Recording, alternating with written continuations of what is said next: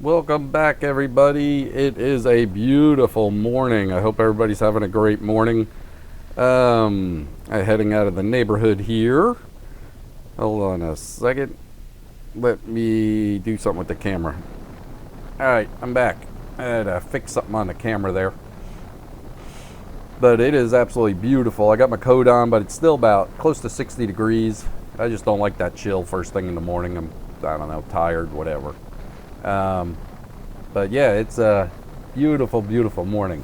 As you might have heard in some of my other videos that I run, I thought I'd never run in my life. I always thought it was the stupidest thing in the world, seeing people run as I rode my bicycle or something. Hold on, stoplight, you know what I do. Alright, I am back. I'll pick up right here. Yeah, I always thought it was the stupidest thing I could do. I mean, I rode bicycle for years. I remember I was telling somebody a story the other day about on August 6th, I forget what year it was, I started riding the bicycle, as in seriously riding a bicycle. It was August 5th that I went to ride one with my son, and he was like 14 at the time or so, 13, and I almost had a heart attack. I couldn't even breathe, and I mean, it was pathetic, and it was only like 2 miles. I'm going to stop up here at this little coffee shack on the left and get some coffee.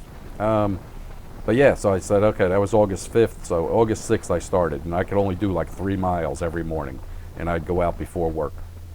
And then I worked my way up, until, bang this Yui, until I was able to get up to like 20 miles in the neighborhood. Then I ventured out and rode the bike to work, and that was it. I was hooked. Alright, we got a line here. Let me stop this right here, hold on. Extra cream and sugar? What size? Large as it got.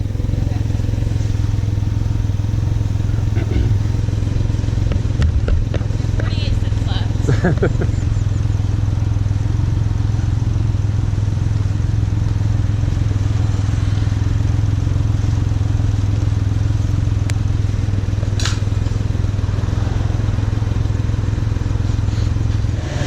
All right, thank you.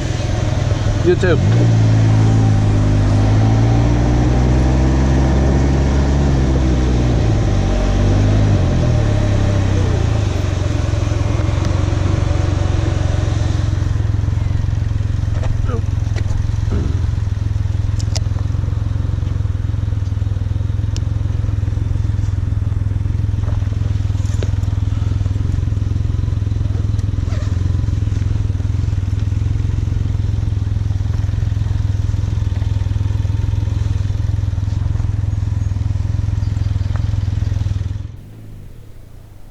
Alrighty, I'm back.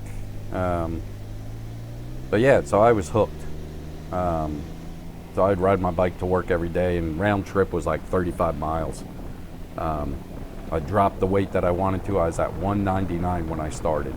And by October or November of that same year, only a couple months, I was down to 170, bouncing between 170, 168, right in that area.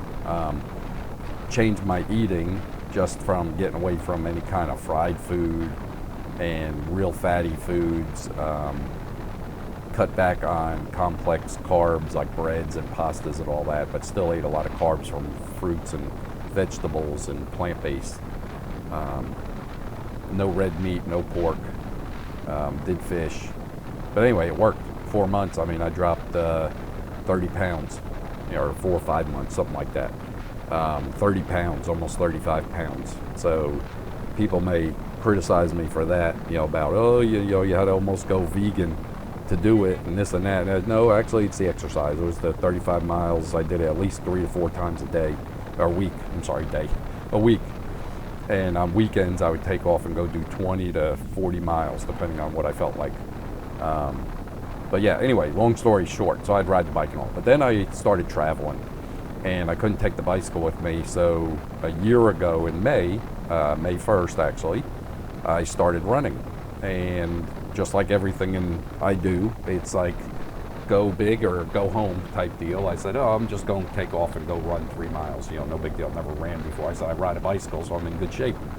Well, let me tell you, use completely different muscles. Or I was riding a bicycle completely wrong, even though I was able to go out and do 75, 100 miles on certain days on a bicycle.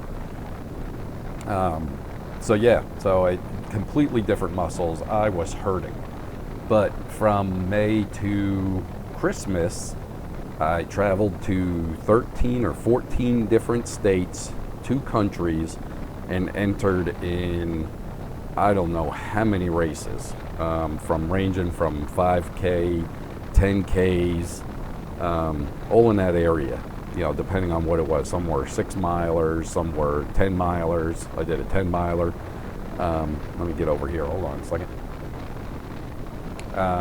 But yeah, ton. I came in first place and won a couple seconds, a couple thirds, and I was always, not always, but a lot of the time in the top 5. And then once Christmas hit, I took a little bit of a break until probably March. And then I'm fading back in. Now I'm back on a training schedule for the next 6 weeks to get in shape for a half marathon, which it's not that far. Half marathon is no big deal for me to run, but I don't want to run it. I want to race it. I want to be, a contender. So I need to up my speed a little bit, and that's what the training is for. To get my speed up, I need to drop about 15 seconds per mile, which doesn't sound like a lot, but that's a fair amount, over 13.1 miles. But I can do it, no big deal. So I started doing that. And you just up your miles each time. It's a whole big regular training schedule. Anyway, to bring back why I'm bringing back what I do for my side activities besides fishing, and I still bike ride and all that. I wanted to mention that I use the analogy with bike riding, hiking, running, of how it coincides with everyday life for people. Let me cut this boring part out right here. This road is real boring. I'll pick it up here. All right, I'm back. Nothing happened back there. So this is that light that leads to downtown. You've seen this. Let me get scooting here. But yeah, use it as a analogy when I go to talk to people, like, cycling or hiking, say hiking or running, whatever, trail running. I like trail running better than road running, by the way. Road running is too rhythmatic and I get bored. I like the trails, I like hiking in the woods and all that, so trail running is a lot nicer to me. Anyway, you're struggling to get up this hill. I mean, it's hard. It's burning your legs, you're breathing, it's burning in your lungs. You just like, forget this. This is bull crap. And there's days that you have that. When I raced in some that were down in Texas, there were some crazy hills.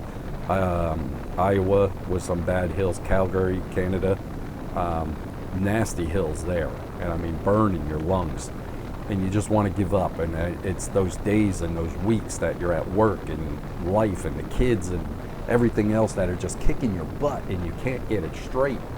And you're just going nuts. It's the same way with running.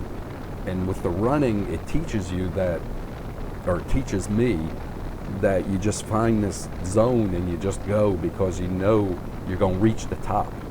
And when you look out from that top, you're like, I made it.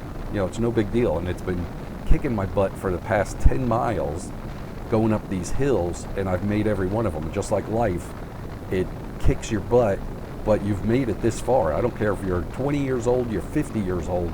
How many times has life kicked you in the groin and you still made it?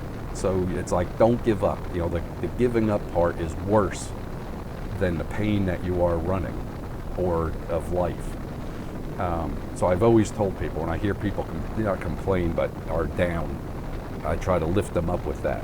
I tell them, I've had issues in life, and all that. Plus, I use that with bicycling or hiking, mainly with hiking and running. It's 10 times harder than cycling. Cycling is so easy compared to running.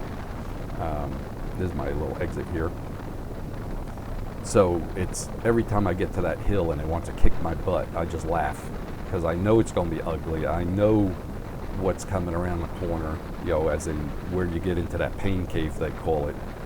And you just dwell in there and you just deal with it. And when you get to the top, you're like, woohoo, and then you barrel down the other side and you're having a great time and it's smooth riding. And those are the weeks that you don't realize you're making it through life, is the easy ones. the weeks fly by, and the kids are going to school and whatever it is, and everything's going smooth, and you lose 2-3 weeks of your life and it's gone. You didn't even realize it because it was going so good. And then that 3 days or 4 days of everything going wrong for you, everybody has it. It's, and everybody that tells you it doesn't, they're posting that crap on Facebook, and it's not true. Trust me. It's not Facebook. It's fake book.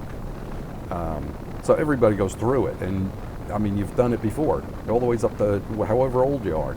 You've made it through it, and you're going to make through the next one, and the next one, and the next one. And it may be harder, or it may be uglier, or maybe worse than anything you've ever faced so far. But it's still, that last one that was the worst. Now this one's the new worst. And you're going to make it through this one just like you did the other one. So anyway, that's just my analogy, and that's why I love the running and I love the cycling. And at the time, it's kind of hard and ugly, but it's something that I enjoy so much, because when I get back into a real world of work, like where I'm heading now, it's nothing. People not bombard me. This job is so low stress, it's not funny. But come down with this and that, and you got some problems to solve and all that.